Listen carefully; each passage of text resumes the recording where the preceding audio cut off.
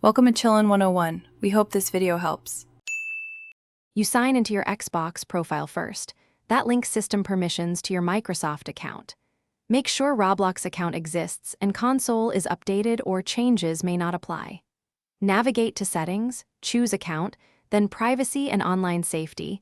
This is where Xbox controls game access. Once done, select View Details and Customize to see all toggles you will change. This gets you immediately into the actionable area, without wasting time on unrelated menus. Now focus on the detailed toggles that actually block Roblox. Under View Details and Customize, go to Communication and Multiplayer. Turn on Join Multiplayer so Roblox sessions can connect. Set you can play with people outside your club and allow for voice and text as needed.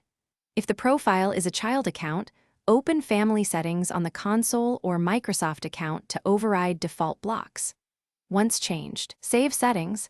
These specific options control matchmaking and chat behavior. After saving, launch Roblox and try joining a multiplayer game.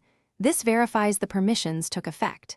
If you still see errors, double-check Microsoft Family restrictions online and the Roblox account's age/privacy settings, because age-based blocks can override Xbox permissions.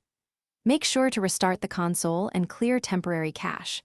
If problems continue, remove and re-add the Xbox profile or use the Xbox mobile app to reapply family settings.